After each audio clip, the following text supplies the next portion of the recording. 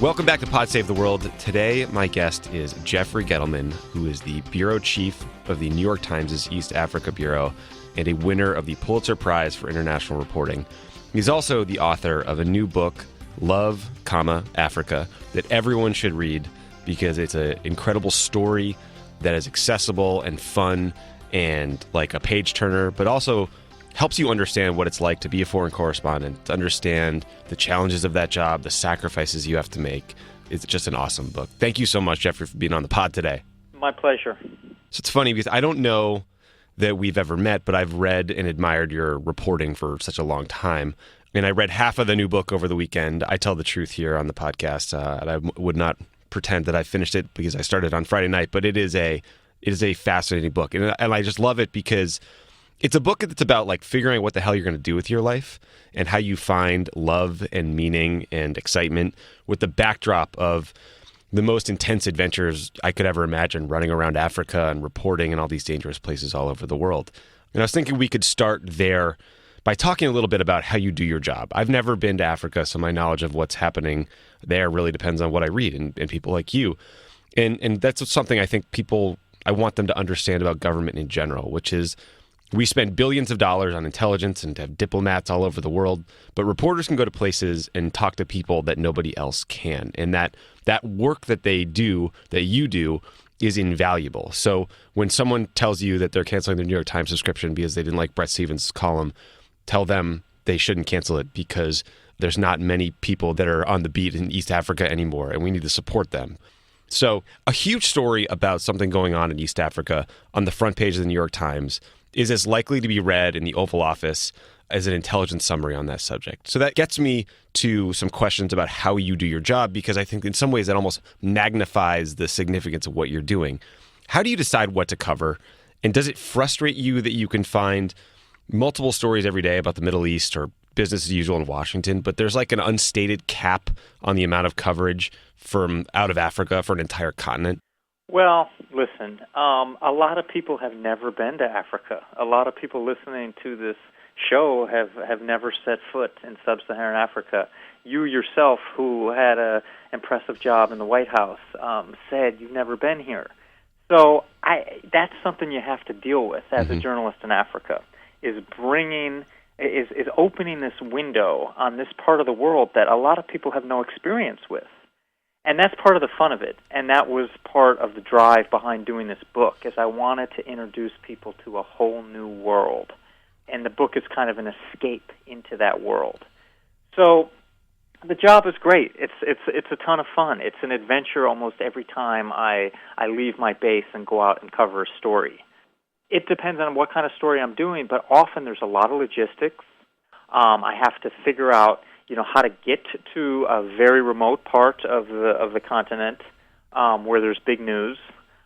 For instance, a few years ago, I covered a story about a massacre by a rebel group in a very remote spot of Congo. And I had to get to one city in Congo and then figure out how to hire a plane to then get to this little village that almost no foreigners ever go into. And then from there, we had to hire a team of motorbikes, and we went flying off through the rainforest with these huge trees bending over us, absolutely beautiful virgin rainforest, to get to these areas that had been affected by this rebel group where a lot of people were killed. And it takes a lot of logistics. You leave home with thousands of dollars in your pocket. You have to have every step mapped out because it's not like there's a Howard Johnson for you to check into when you arrive. And these places are dangerous. And I have a family. I have 2 little boys that were born in Kenya. And, one of the most important thing is like getting the story and getting back in one piece. Yeah, that's a recurring theme in the book is you jumping on buses or traveling or going to plane stations with like $5,000 in cash in your pocket. It seems like that's a little added risk there. Well, it's kind of old school, but that's what's fun of it. I mean, you're really out there. You're not using credit cards. You're offline. A lot of places I work, my cell phone does not operate, and I need to be on satellite phones, and I have this thing called a BGAN, which is about the size of a laptop computer, which is a personal satellite internet connection that I can set up and aim towards the sky and find the satellite and file a story from anywhere, which is an indispensable piece of equipment. This is all just the kind of logistics, how we go about getting to these places. But the best part is when you're in these places, people are incredibly open and warm-hearted, and it's not difficult to sit down with somebody and have them tell you their whole life story and really open up about, what they're terrified about and what happened to them and, what kind of meaning they're looking for in life. And that's, just beautiful, because a lot of journalism, and you're talking to somebody who's been a journalist for about 20 years. Mm-hmm. I've covered politics, I've covered the police beat, I've covered business, I've covered a lot of different stuff. But what's great about this job is I'm often interviewing people who have never been interviewed before, who have never met a journalist before, who have no idea what journalism is. And I'm kind of the ambassador of the newspaper industry or of journalism, and I explain what we're doing and who I am and where the information will appear.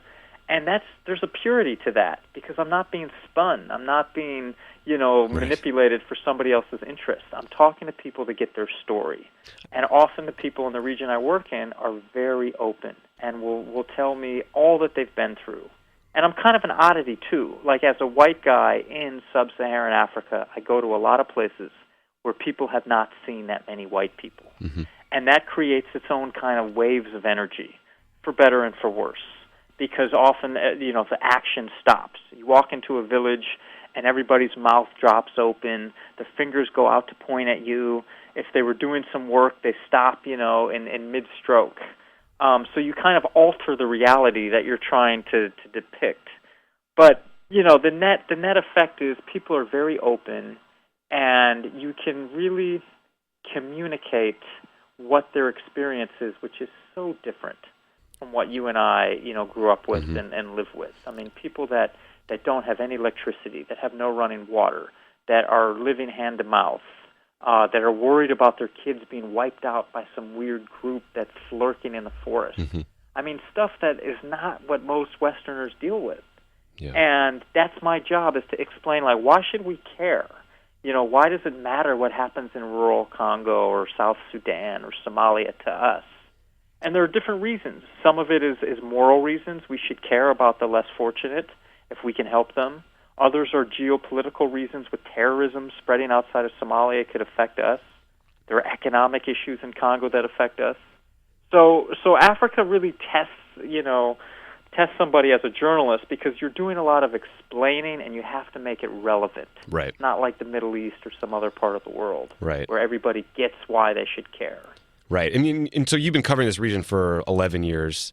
I mean, how do you deal with the fact that so much of what you seem to cover is frankly hard to read? Some people just don't want to read about a famine, or they don't want to read about government-sponsored death squads or rape as a tool of war. How do you get those stories, how do you write those stories in a way that get people to read and to notice them? That's a really good question, and sometimes it totally depresses me. And I don't like surrounding, my life with this bad news, and often that's what I have to do.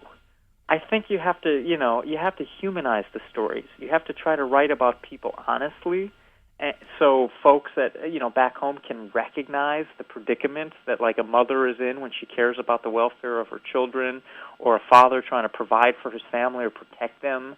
This is newspaper journalism. A lot of the stories are short, they're to the point, but you got to try within that to develop a little depth, mm-hmm. a little texture, maybe a sense of smell, maybe the way the soil feels, in the desert in Somalia, or the way the leaves look, in the Congo jungle, to try to evoke, a scene and transport somebody. And then once you have that, then there's more interest in, what's happening in that jungle? What's happening out in that desert? But that's a big challenge. A lot of people, even very well-educated, sophisticated people who have traveled a lot, many of them have never set foot in Africa, and they have all these preconceived ideas of what it's like. And some of them are true. There's a lot of famine. There's a lot of conflict. I would be the first one to say that. But you need to push beyond that. And there's also just a lot of lives at stake. I mean, that's the moral issue in these famines and these conflicts. I mean, millions of innocent people are caught up in some horrible circumstances. They've done nothing to deserve it. So, what do we owe them? Mm-hmm. Yeah, I mean, one of the things you talk about a lot in the book that I loved is this constant fight with copy editors who like vomit cliches at you, like less is more, and they cut all the interesting stuff out of your articles, and your buddy actually, coworker, punched through a wall at one point when a great sentence was stripped from the story, and I just loved that. How do you balance that responsibility of delivering just the facts and the short stories you talked about with, what we were talking about earlier, which is the role you can play in creating empathy for other human beings who might be suffering? I mean, is that something that you worry about, or is it just a different kind of storytelling than, say, politics? That's a really good question, and that's exactly it. It's trying to create empathy, which we all need, and it's been clinically proven. The more empathy you have, the happier a person you'll be, because you'll be more connected to others. That's hard. I mean, one reason why I wrote the book was to go deeper into this kind of these issues and what I felt like and what it means to me to be standing in a place surrounded by a lot of, sad and needy and miserable people, and how does that feel, and what's my role? Within the paper, I just try to do my best. You brought up in a few minutes ago, how do you choose the stories? Mm-hmm. And that's the hardest part of the job, because even though the New York Times is still committed to covering Africa, we have 3 full-time staff positions in sub-Saharan Africa, there's still tons of news that we don't cover. Right. And you're kind of playing God, because if you do cover a story, it's going to bring attention to it. If you don't cover a story, nobody may find out about it otherwise. And so you're affecting things on the ground by choosing what you're going to write about. And I don't have the answers, man. I've been doing this for a decade, and I'm into it, but I don't know what the best way to do it is, because you don't want to just do bad news and cover miserable stories about famines and wars and conflicts and human rights abuse, mm-hmm. because that gives everybody the impression that Africa's just on fire and everybody's killing each other. Right. And it's also damaging to me, to my soul and spirit. So you want to look for a mix of stories, but at the same time, you don't want to avoid a hard-hitting story about something horrible that's happening, because if we do a piece on it, there's a chance it could result in some change. The UN wakes up, or somebody in the White House takes notice, or, somebody in a foreign government feels embarrassed. So it's hard. There's a moral dimension to this job that's different, I think, than working in other parts of the world. More nerdy foreign policy coming up on Pod Save the World. Pod Save the World is brought to you by Policy Genius. 35 million U.S. families have no life insurance. 0. Almost half of all U.S. families would have trouble covering an emergency expense in excess of $400. Have you listened to Tommy's show? Do you realize how likely sudden death is incoming for you? Yeah, that's right. It's a perfect ad. Life insurance. Do you guys have it? If you don't, why not? Too expensive? Is it a hassle? Life insurance is a good idea to protect the ones around you. Do you live in Seattle? North Korea has a nuke. Life insurance. A bunch. But where do you go to find the best prices on the best policy with the best service? PolicyGenius.com. The best online life insurance marketplace features the most accurate quotes from top A-rated insurance companies. They've placed more than $5 billion in life insurance for people like you. That is a ton. Policy Genius is a simple, user-friendly website where you can shop and compare all of the top-rated insurance companies, and they give you the best options. They have a licensed customer service team to help you find the best policy at the best price. Check it out, guys. It's great. Go to PolicyGenius.com to save over 40% off of other prices for life insurance. When life insurance compete for your business, you save money. That's PolicyGenius.com. Zero jargon, zero sales pressure, no hassle. Life insurance made easy. Policy Genius, a better way to die. Pod Save the World is also brought to you by Tommy John Underwear. Yes!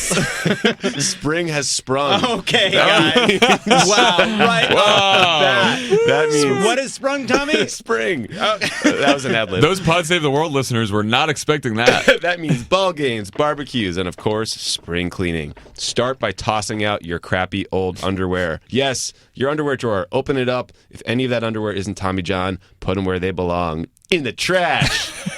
Yeah, they don't even take them at Goodwill. You should. No. I don't think. I think they don't like underwear at Goodwill. Well, yeah. It's fucking underwear. Tommy John is the 21st century underwear brand for the modern man. And I can tell you that from my own experience. They Can are you, Tommy? Unbelievable. My state-of-the-art design, patented fabrics eliminate punching, squishing, and riding up for good. That means no more wedgies. Tommy, can you just say it again, but like a little bit softer? Squishing. They also There's engineered a look in his eye. I am looking down at the copy. They also engineered a complete line of evolved undershirts that come in all different styles, like crews, tanks, V-necks. They're form-fitting, they're lightweight, and they all feature Tommy John's trademark stay tucked in design. That's a big deal. You got to try their socks too. It's like a vacation for your feet, and they stay up all day long, and it's backed by What the stays up all day best long? pair you'll Oh, ever the wear. socks do. Or Spring it's has sprung. free Spring has guarantee. sprung, and your socks stay up. Tommy John, no adjustment needed. Go to TommyJohn.com/world to experience life-changing comfort and get 20% off your first order. That's TommyJohn.com/world for 20% off. TommyJohn.com/world. The book is titled Love, Africa, which I think is perfect because it's a book about love and about meeting your wife and your relationship and how it grew over time, but it's also about the continent of Africa, but it's also about loving Africa. And you fell in love with Africa so early as a teenager, and you became obsessed, essentially, with living and working there. You learned Swahili, you took it at college, put relationships on hold. Have you figured out this many years later why that happened, why Africa? Do you think you could have had a transformative experience in, say, South America that led you there, or was there something special about the place that just drew you and you didn't really have a choice? You know, that's a really good question. Like, if I had gone to Bolivia when I was 18 years old, would we be talking, love Bolivia right now? Right. I don't know. I think I've met a number of people like me who grew up kind of sheltered and privileged. I grew up in Evanston, Illinois. My dad was a lawyer. I went to a good college. I had, no complaints. Mm-hmm. And Africa sort of blew my mind when I went there for the first time in 1990 when I was 18. Because people were very poor, it felt very different, but there was this spirit and this kind of open-heartedness and this acceptance that I felt wherever I went, and there was a closeness among people, even as a stranger, that I could pick up on. And so I've talked to other people who've had similar experiences, and where Africa really transformed them, and even people who come out to visit and spend a couple weeks in Kenya. They get it. They're like, okay, now I see why you're living out here. It's beautiful. The people are warm. It's like a whole other way of life. Mm-hmm. So I do think there was something to do with the place. But I also was really impressionable. I was 18. I was a year into college looking for some adventure, and I found myself kind of through a fluke on a trip across Africa with a bunch of other students. And one of them was a very special person, this guy, Dan Eldon, who was killed a few years later. Very creative, charismatic guy. And just that combination of me being impressionable, being in a really wonderful, different place, and with somebody that really cared about it and was a special person, it just changed my life. Mm-hmm. And, I don't know what would have happened if I hadn't gone on that trip. I think I would be very different. I mean, the reading the parts about Dan and your relationship and your friendship, I mean, he does sound like an extraordinarily charismatic and special and fun person whose life, I think we've all had friends like that in our lives who are just, they're your peer, but they're not really. They're someone you look up to even though you're a friend. But he became a photojournalist and was killed, which it was tragic and brings up the risk involved in what you do every day. What's funny is when we were setting up this conversation today, you actually responded to an old email I'd sent you back in 2011 because you'd been taken hostage. This is how you described it. A squad of goons from the local police department descended on us for committing the high crime of taking a picture with a woman selling bread. They roughed up the photog and fixer, chambered bullets, and forced us into the back of a police truck at gunpoint. And that wasn't the first time. This is me talking now. You were also taken hostage in Iraq in 2004. You write in the book about this. I mean, if you're wondering how absolutely insane we were to march out into the middle of the desert and place our lives in the hands of a band of freshly bloodstained outlaws led by a man named Commander Peacock, I can offer an explanation. The transitive property of trust. Reporters deposit their lives in it all the time. People I trusted had hooked me up with people. They trusted who hooked me up with people they trusted. Peacock and I were simply two terminal points on a long line drawn by trust. I love that. I love that passage because it encapsulates sort of what you're doing and what you seemingly love about the conversations you get to have, but also the very real risks. Can you talk more about that trust in the risks inherent in the job and how you balance your need to do your job and get out of the office and get to these far-flung places with the very real risks inherent in doing it? Well, first of all, let me say you've been very generous with your appreciation of the book, and that means a lot to me. As far as the risks, it's like a huge part of the job, and I'm not one of these adrenaline junkie, danger freak, battle zone guys that just like needs conflict to feel alive. And there are journalists out there who are very good under pressure, but they are like best, in a high-stakes life-and-death situation. Right. And sometimes they lose their lives because it's, anything can happen when people start shooting at each other and you're in a confusing situation and you're with desperate people with nothing to lose. The risks, it's a constant like risk-reward calculation. Yeah, I scope out a story and I think, okay, this is a pretty important story to tell. It could be dangerous.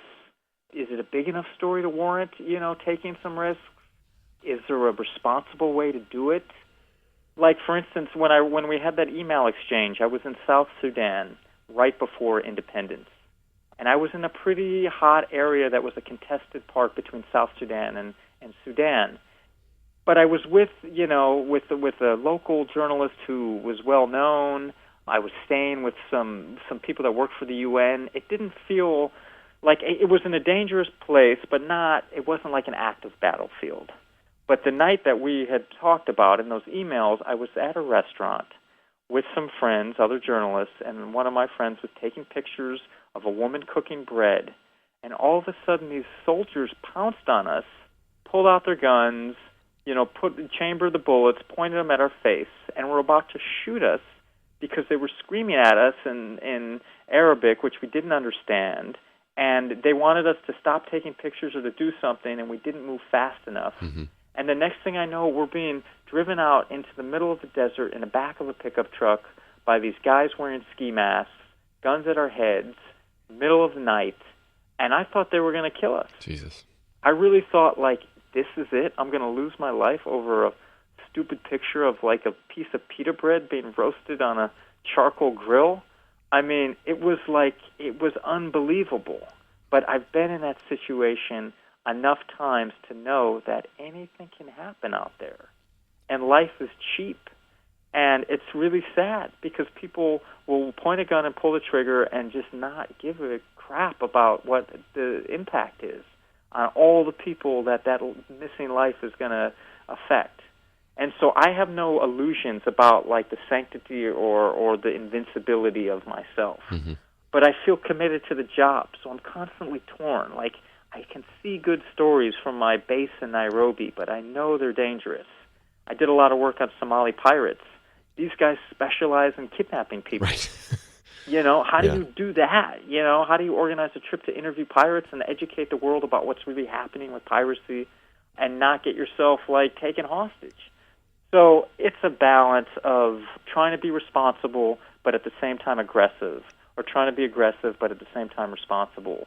As I've gotten older, to be honest, like, I take fewer risks. Yeah.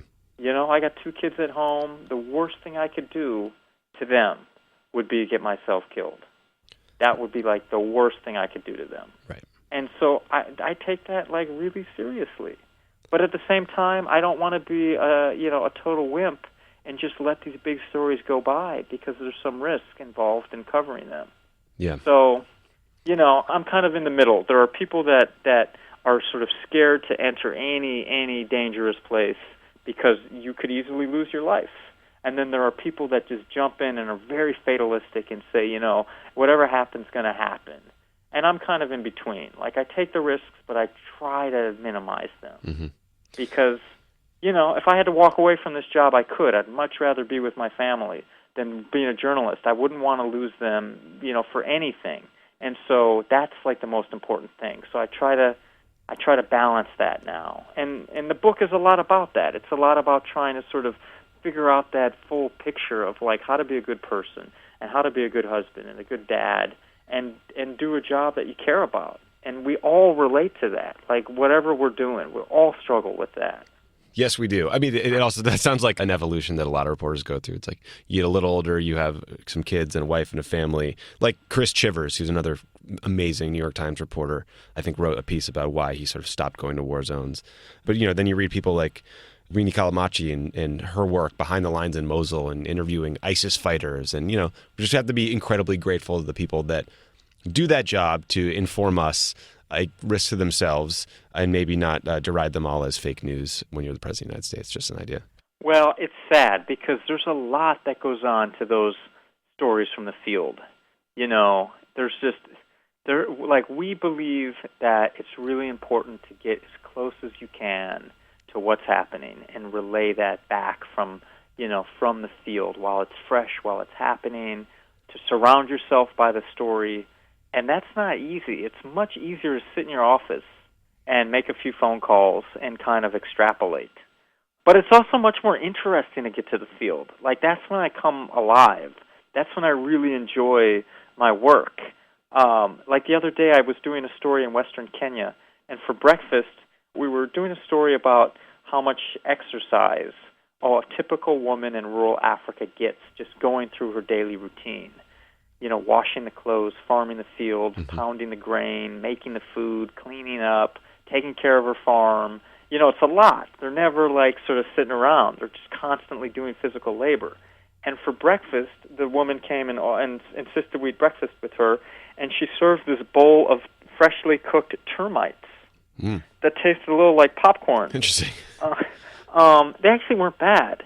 And I was thinking as I was eating these insects, I was like, this is great. They weren't nearly as nasty as it must sound. But it was also just fun. I was like, this is an adventure. Yeah. I'm out. I'm kind of, shaking it up a little bit. And that's what's really rewarding. So going to the field is a responsibility to get the real story, but it's also the adventure of it. That's why I got into this business in the first place. Yeah, the adventure and the excitement comes through in the book. Before you were a reporter, though, you were working in development. You worked at Save the Children in Ethiopia. That doesn't sound like it was the most rewarding experience. It doesn't sound like the programs were necessarily the most effective programs. I guess since that time, you've probably covered countless development and relief efforts across Africa. Do you think that on balance that the way the United States is doing aid is productive and working? And can you talk a little bit about what you think the potential impact would be of the proposed Trump budget cuts to USAID? Yeah, listen, that's a really good topic. Foreign aid is one of the bigger issues in Africa because so many of these African countries depend on foreign aid in many, many different ways. For roads, for schools, to bring food to people who are on the brink of starvation, health care, vaccination programs. My take, because, I have a chapter in my book which was one of the kind of, more of a downer chapter about my experience in Ethiopia, where at the time I thought I wanted to be an aid worker in Africa, and I was very idealistic, and I thought this is the best way to help people, is to be an aid worker. And you're out in the field, and you're working face-to-face with people trying to make their lives better. That summer was a disaster. I was very lonely. I missed my girlfriend. I felt very isolated, and I saw a lot of programs that were not working. My take on aid is that the more specific and concrete it is, the better. So, the health programs are really effective. Like PEPFAR? Bringing malaria medicine to, rural Africa. Got it. Vaccination programs, really helpful. That stuff is, pretty hard to knock. Not a lot of money is wasted, and it saves lives. Mm-hmm. Aid, the United States government pays billions of dollars every year in AIDS treatments for people in sub-Saharan Africa who have HIV. And these treatments let people live a normal life. And it adds amazing amounts of productivity to the societies because these people are able to work and take care of their kids and farm their fields. And if they were sick and dying, it would be a disaster. Right. Those programs work, and a lot of that was started by President Bush. And a lot of Africans credit him with being, more generous and more involved in Africa than Obama, which is interesting given Obama's heritage with his father being Kenyan. Mm-hmm. But a lot of people have a lot of affection for President Bush because he put a lot of money into these health programs. That stuff works great.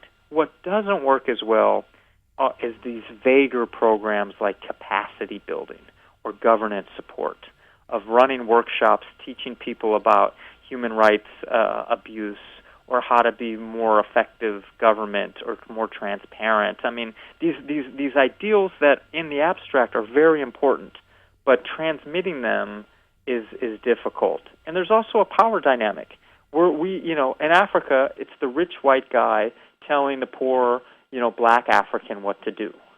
That's often the dynamic, whether it's coming from the U.S. Embassy or from Save the Children or, from Coca-Cola, whatever it is. It's somebody from a position of power giving, advice to somebody who doesn't have the power or the wealth. Yeah. And that's hard to overcome. And sometimes the advice is perfect. The advice is good advice. Like, you should have a more transparent government and tell your people what you're really doing with their tax money. But the way that's communicated, and often just that dynamic, creates resentment and pushback. Right. And so I've seen a lot of money, for instance in Somalia. I cover Somalia very closely. The U.S. government has put in billions of dollars trying to help Somalia. A lot of it has been wasted because Somalia, is not that better off as far as its government or institutions than it was before all that money was invested. Now, what's going to be the impact of a huge foreign aid cut? I think it could be a disaster because a lot of people rely on American food aid, for instance, or medicine to survive. And this is another thing which isn't being talked about.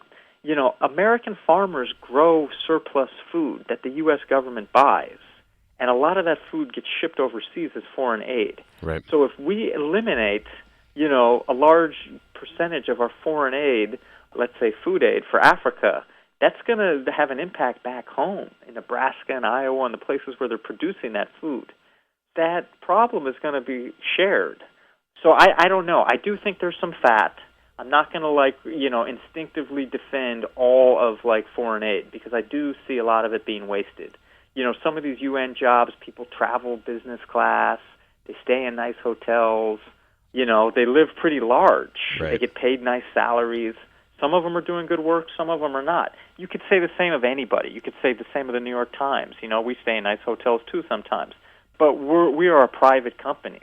Right. It's not taxpayer money. So Right. when you're using public money and asking people, saying, hey, Tommy, I want you, every time you pay your taxes, to take a few $100s or a few $1,000s out, and we're going to use that for foreign aid, there's a higher responsibility of not, misspending that money, For sure. I think.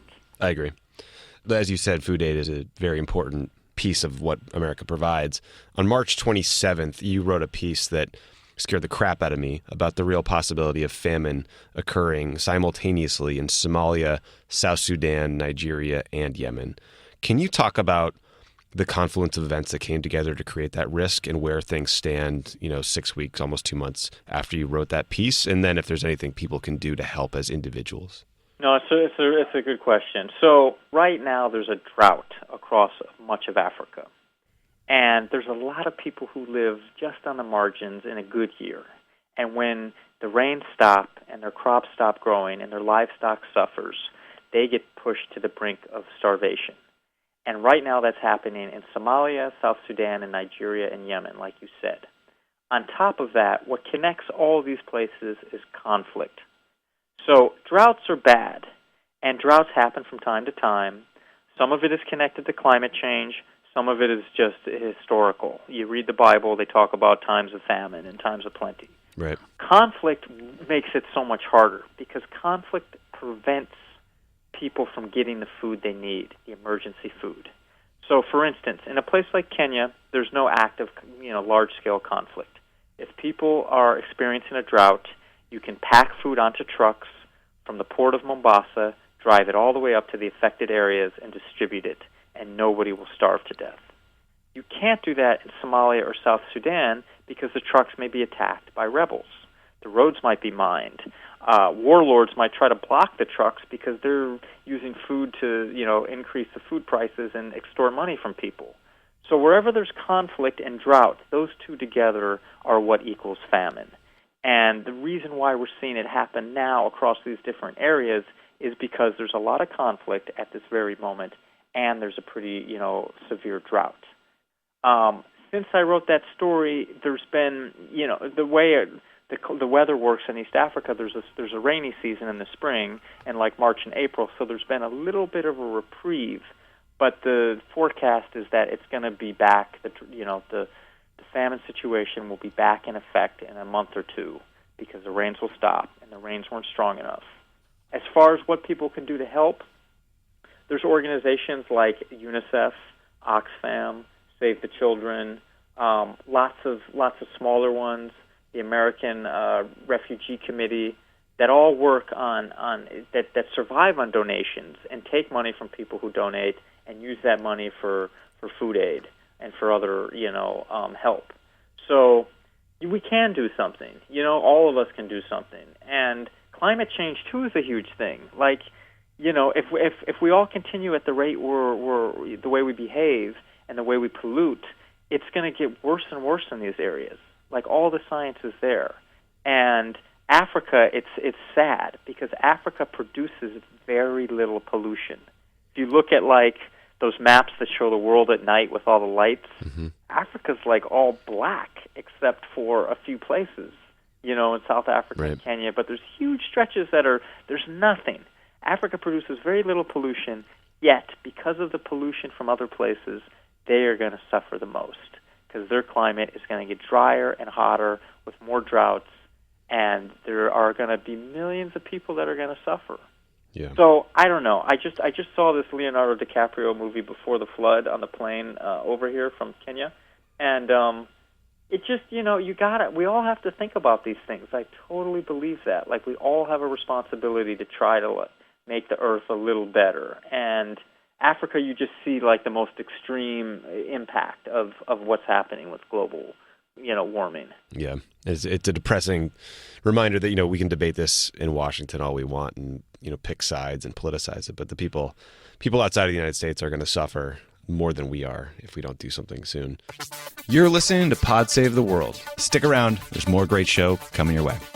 Pod Save the World is brought to you by Blue Apron. For less than $10 a meal, Blue Apron delivers seasonal recipes along with pre-portioned ingredients to make delicious home-cooked meals. You can choose from a variety of new recipes each week, or you can let Blue Apron's culinary team surprise you. They are not repeated within the same year, the recipes, so you'll never get bored. And you can customize them each week based on your preferences.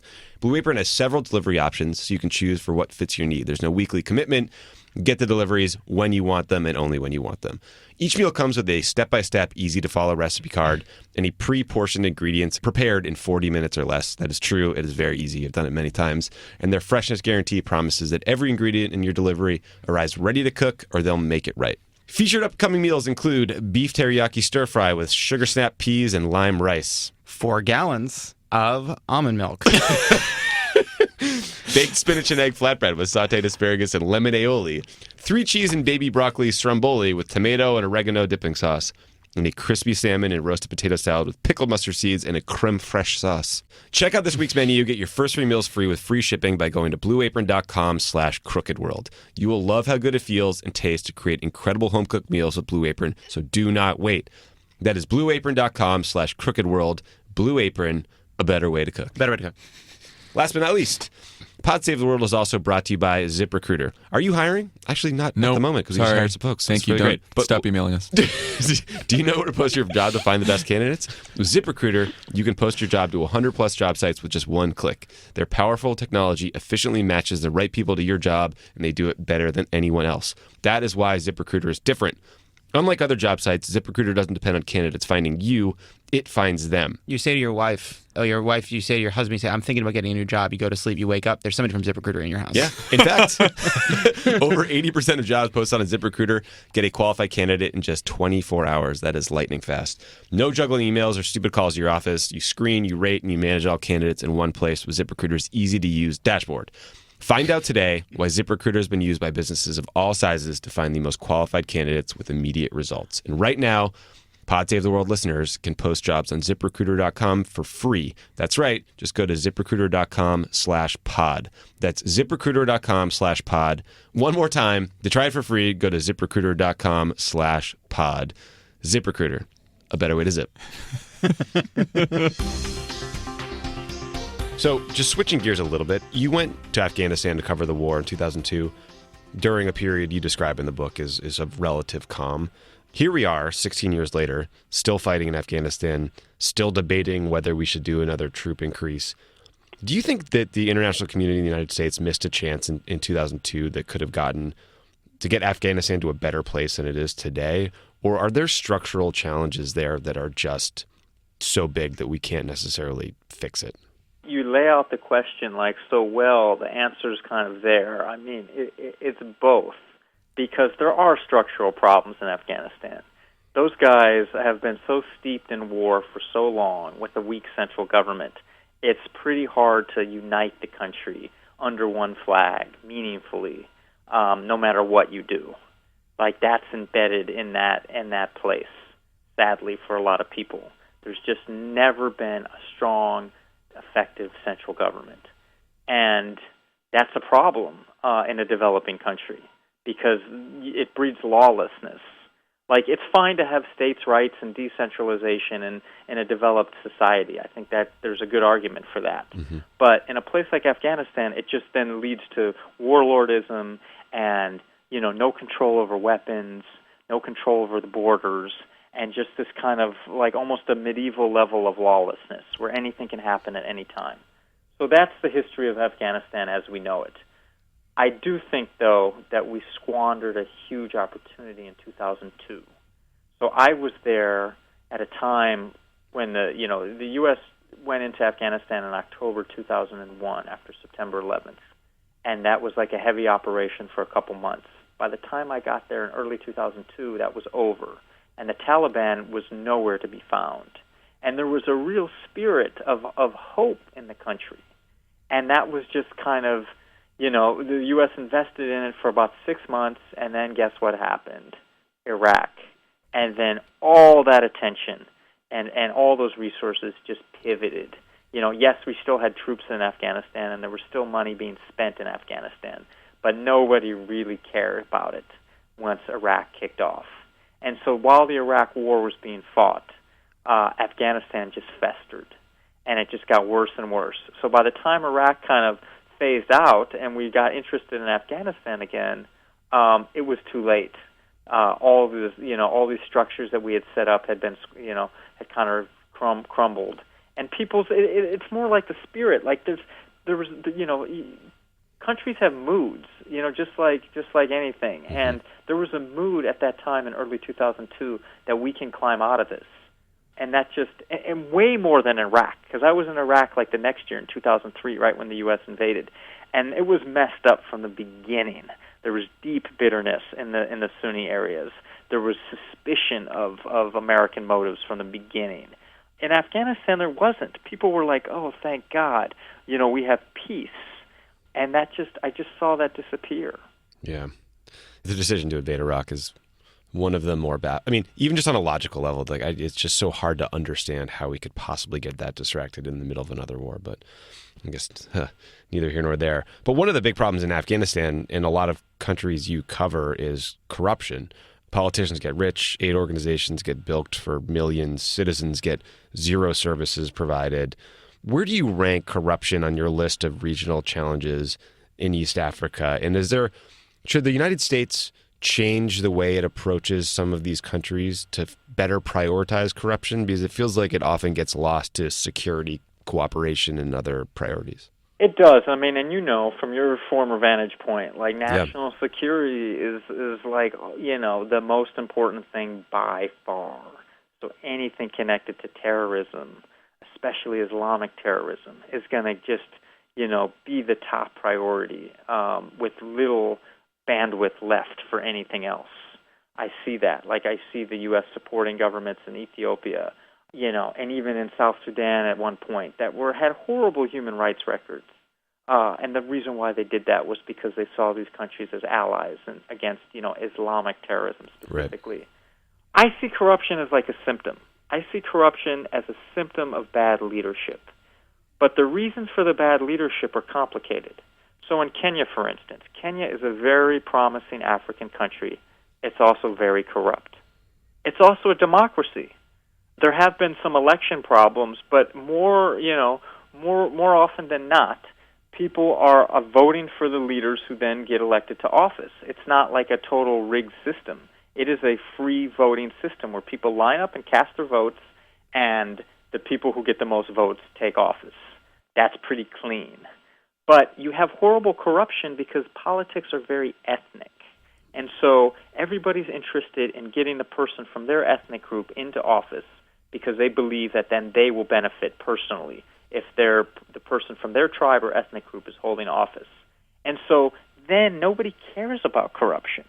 And I guess I should modify that. People care about corruption, but politicians with well-known records of corruption keep getting elected because they are from your group.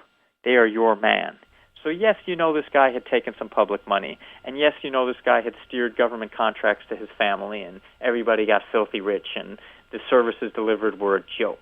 Right. But he's from your group, and you'd rather him be in office than a guy from another ethnic group who you don't trust.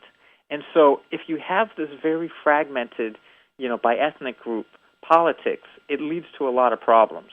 And then the question is like, well, why is it so fragmented? Why aren't people voting for somebody who's clean or who's a technocrat or who has a good education? And why are they so, ethnically focused? And a lot of that goes back to the way Africa was colonized, and it goes back to the first leaders in these countries, goes back to the way Africa connects to the West and sort of creating, raw materials and natural resources, and there's not a lot of industry, so there's not so many professionals. There's not other bases of identity. And I use the example, so, my religion is Jewish, and I vote like a certain way politically. In the past, I voted, for Democratic candidates. And if there was a Jewish person running on a Republican ticket, and then there was a non-Jewish person running as a Democrat, I wouldn't be so swayed to vote for the Jewish guy of a different party. Mm-hmm. I'd vote with the party that I usually choose. And that is a different basis of identity. I have my own ideology that I believe in. And that's different from a lot of, places in the developing world where they don't have those ideologies. It's all about what group you're in.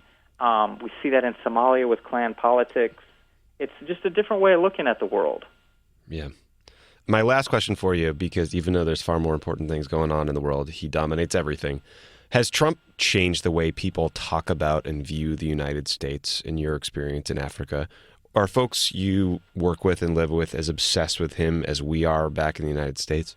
I don't think so. In Africa, Trump is familiar because they've seen many leaders that do the things he's doing. Right. They do. They see many leaders that it's all about, what appears to, it's all about them. And it seems more of a cult of personality than it does somebody who is working from institutions. They've seen leaders who are very wealthy and come into office with from a business perspective and use that wealth to get, very far in politics. And they're used to kind of the big man persona, this idea that, I know best for all my people, and I'm not going to consult. I'm just going to kind of go with my instinct and tell you what's right and what's wrong. That's familiar to many Africans. I do think it's changed the perception of America a bit. It makes the U.S. look less exceptional and more like the rest of the world, where, anybody can rise to the highest level of office with just kind of bravado and not a lot of experience. So I think people are worried because the U.S. often seems so stable compared to the rest of the world. Even a country like Italy or France that had all these big political scandals, the U.S. always was pretty stable. It had a two-party system. They would switch, take turns running the country, all the different sort of checks and balances with the judiciary and Congress. And now I think people are like, I wonder how strong those institutions really are. And maybe, the U.S. is just like anywhere else, where if somebody is popular enough, then the rest of it doesn't really matter. Yeah, so we're wondering that too. Yeah, it's actually, it was a shock. I felt very out of touch with what the U.S. was feeling being in Kenya during the whole election period. And I know a lot of people in America were surprised by the outcome of the election, but it just felt even kind of more shocking to watch the news and think, okay, the country's really changed in the last 10 years since, I've been living here. And it's just a strange feeling. It makes me feel kind of more cut off from the place I'm from. Mm-hmm. So, Yeah, but sometimes it's nice to be in rural Kenya eating termites because you know, you can just kind of focus on like the present. Yeah, you focus. Yeah, exactly. Jeffrey Gettleman, thank you for the incredible reporting you do for the New York Times, and thank you for the book, Love Africa. Everyone should read it, not just because you're interested in foreign policy and what's happening in far-flung parts of the world, but because it's a great story. It's an accessible narrative. It's about a kid trying to figure out what the hell he's going to do as he grow up, and I think everybody's going to enjoy reading it. So thank you for doing the show. Really glad to participate. Thank you. Thanks, Ben. All right, I'll talk to you soon.